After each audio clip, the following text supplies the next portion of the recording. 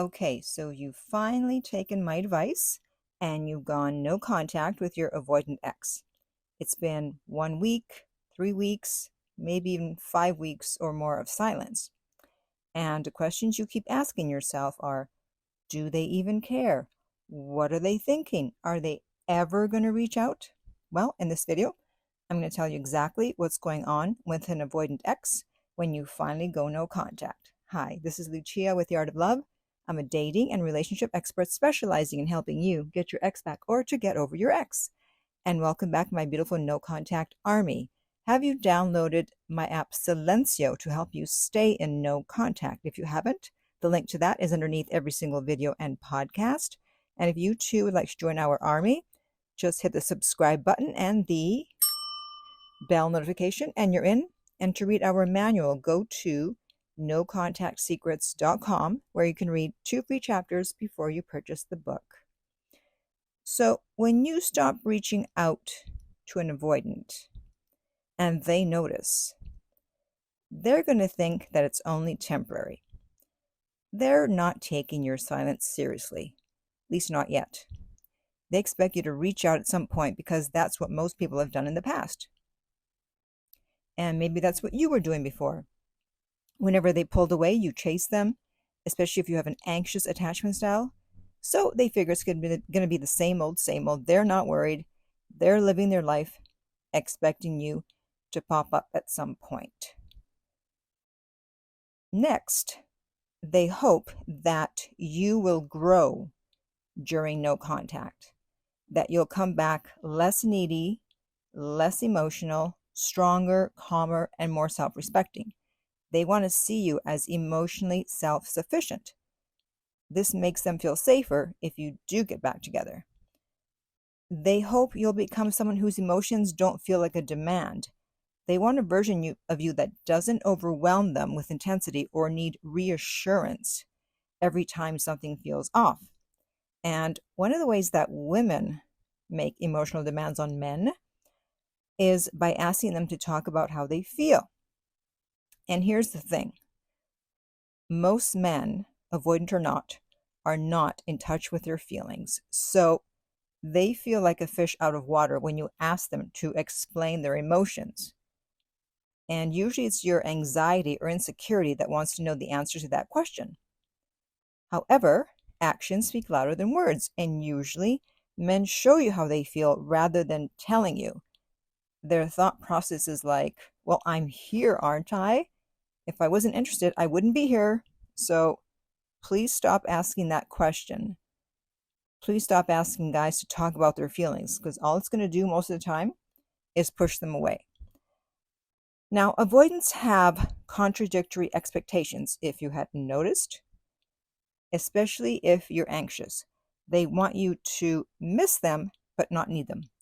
They crave significance, but fear expectations. So during the relationship, if you were saying things like, well, you should call more, or I need you to be there for me, that would make an avoidant pull away. And one of the things that anxious women often ask for, and sorry ladies, but it's true, is good morning and good night texts. You're basically asking for a digital umbilical cord. Now, as an avoidant, I would be embarrassed if I ever asked a guy for that. I don't need good morning and good night texts because I don't rely on external validation for my emotional regulation. Avoidants don't want to feel responsible for your happiness. If you learn nothing else about avoidance, please keep that in mind. They do not want to be responsible for your happiness. That's your job. So their hope is that if you work on yourself, you won't rely on them for validation. So now you're silent, and that tells their nervous system that there's no chasing, there's no drama, there's no guilt, and that absence of pursuit makes them feel safe to approach you again, but only after they've had enough time to realize that their distance doesn't actually feel good. Curiosity grows when pressure disappears, and by being in no contact, you remove the pressure. Now, they also hope that you're still thinking about them, that they still have emotional power over you. That feeds their ego and calms their fear of being forgotten. That way, they can feel that you're still there waiting for them, and they can take their time before reaching out. But as time goes on, they're not so sure that's the case. And that's one of the main reasons that they eventually reach out. However, when they do reach out, if you still come across as too dependent, then they'll just pull away again. So it's not just about getting your ex back. It's not just about hearing from your ex. It's about keeping them once you get them back or once you hear from them. Everyone's focused on getting them back, but they're not focused on getting them back correctly so that the ex doesn't break up with them again or pull away. Now, they're also afraid that you're going to move on, that someone else is going to get the version of you that they didn't appreciate. Your silence leaves room for their imagination to run wild, and imagination is often more intense than reality, right? Because we often expect the worst and assume people are out there living their best lives, but meanwhile, in reality, they're probably just sitting at home reading a book or falling asleep early. Now, avoidants rarely process loss in real time. They intellectualize it, they tell themselves they're fine, and only start to feel the void once the silence stretches longer than expected. So I know that every day feels like a week or a month, but you have to give them the time to come to this realization. Because, they're going to assume that you'll always be there, just as you have been in the past. In your mind, you're the constant, the one who always forgives, always reaches out, always makes things right, and that belief gives them a false sense of security. They don't have to face the fear of loss because deep down, they assume that you'll never really walk away.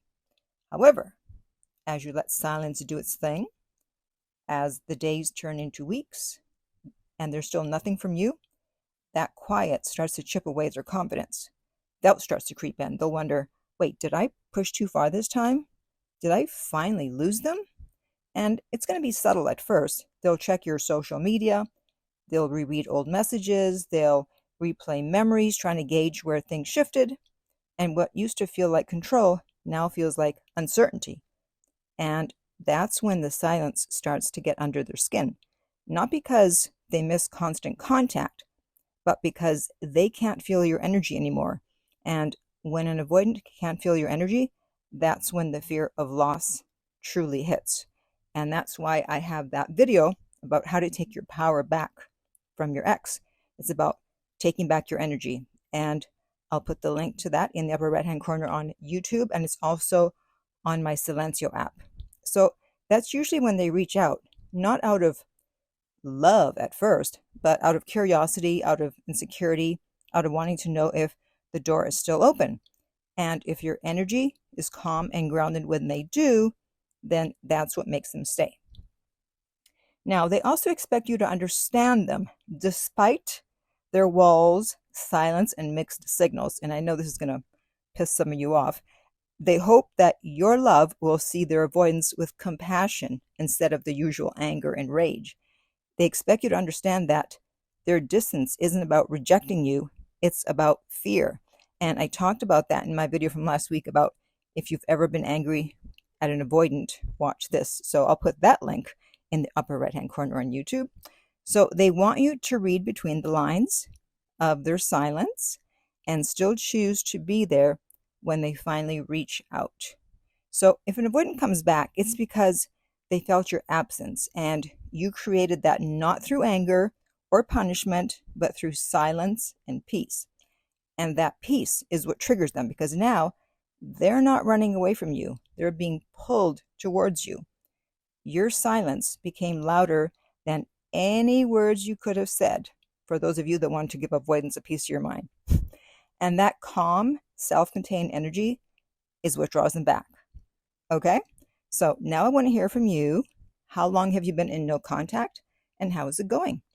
And in the meantime, if you would like my help to get your ex back, you can contact me at theartoflove.net/contact. and we will send you the rates. They are not on the website, and the direct link to that is underneath every single video and podcast.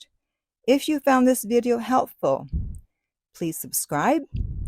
If you're listening to this as a podcast, also subscribe to make sure you don't miss future episodes. And finally, remember, love inspires, empowers, uplifts, and enlightens.